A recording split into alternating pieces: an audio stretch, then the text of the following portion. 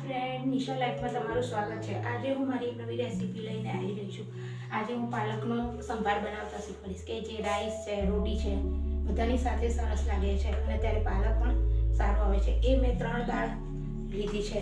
આ રીતે 5 કપના મેઝરમેન્ટ પ્રમાણે આપણે તુવરની દાળ, એ જ મેઝરમેન્ટ પ્રમાણે મસૂરની દાળ અને એ જ મેઝરમેન્ટ પ્રમાણે આપણે ચણાની દાળ। આમાં પાલકનો જે સંભાર કહે છે, એ સંભાર જે છે ને એ છેલ્લે આપણે એડ કરવાનો છે। એ તમને છેલ્લે ખબર પડશે। આ રીતે આપણે પહેલાં એક કુકર લઈ જવાનું છે। એમાં આપણે 3 દાળોને આવી રીતના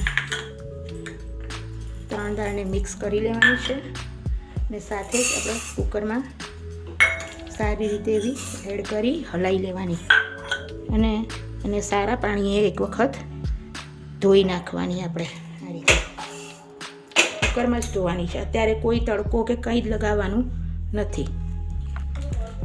સારી રીતે એવી ધોઈ લીધી છે, તમે જોઈ શકો છો। એ સમયે આપણે 1 ગ્લાસ કરીને પાણી આપણે એડ કરી દેવાનું છે।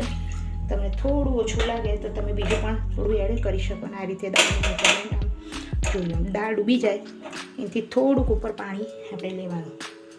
એક વખતે આપણે લસણ અને આદુની પેસ્ટ, એ જ સમયે એક મોટું કાપેલું ટામેટું આપણે એડ કરવાનું। એક મોટી ડુંગળી લીધી છે, એ પણ સાથે જ એડ કરી દેવાની।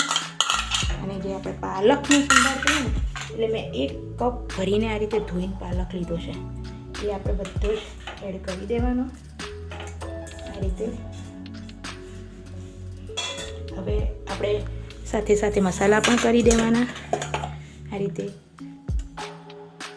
1.5 ચમચી જેટલું સારું મરચું, 1 ચમચી જેટલું ધાણા જીરું, 1 ચમચી હળદર, આ રીતે બધું જ એડ કરી દેવાનું। સાથે મીઠું પણ આપણે 1 ચમચી ભરીને એડ કરી દેવાનું। મસાલામાં શું કે વધઘટ તમારે જે પ્રમાણે કંઈ ખાતા હોય એ પ્રમાણે વધઘટ તમે કરી શકો। હવે એની સાથે સાથે આપણે સરસ રીતે આ મસાલા અને આ એડ કરી દઈએ। અને થોડું પાણી હજી પણ ઓછું લાગે છે, એટલે હું ફરી પણ 1/2 ગ્લાસ જેટલું પાણી અંબોળીશ આ રીતે।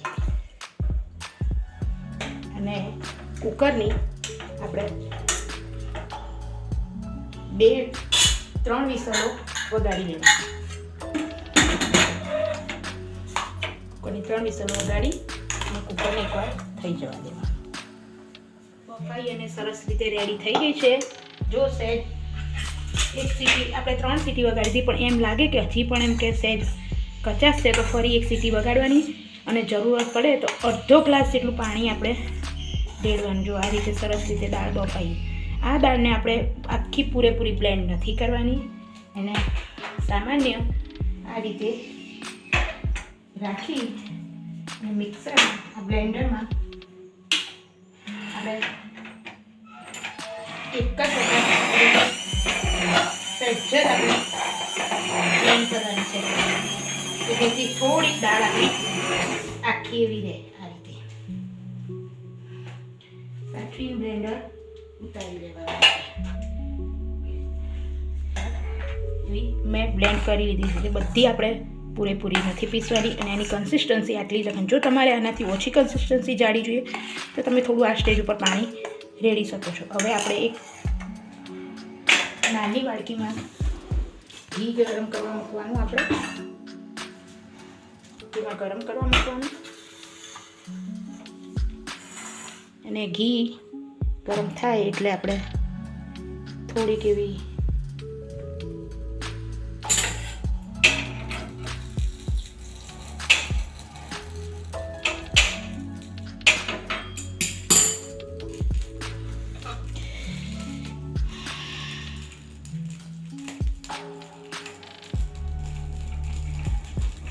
આપણું ઘી ગરમ થવા માંડ્યું છે। એ સ્ટેજ ઉપર આપણે રાઈ અને જીરું 2 એડ કરી દેવાનું। મેં આ ડોડા મરચાંની ચટણી લીધી છે, એનો જો મેં પહેલાં ગઈ સાલ પણ એક વિડીયો મૂક્યો હતો, કાશ્મીરી લાલ મરચું, અને એની સાથે આપણે જે સંભાર મસાલો કહીએ ને, આ બી મેં એનો વિડીયો મૂકેલો છે અને એ ઘરે જ બનાવેલો છે। આ સંભાર મસાલો એ આપણે ખાસો 1.5 ચમચી જેટલો લેવાનો। તેલ એકદમ ગરમ થઈ જવા આવે ઘી આપણું કે એટલે ગેસને બંધ કરી અને આ રીતે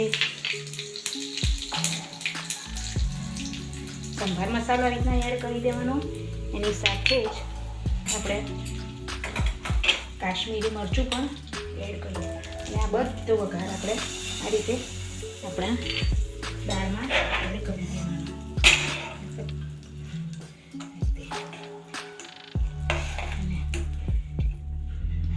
સરસ રીતે અને આપણી દાળને હલાવી લેવાની. આપણને કન્સિસ્ટન્સી થોડી પાતળી ફાવે તો એ બી આપણે કરી શકાય છે.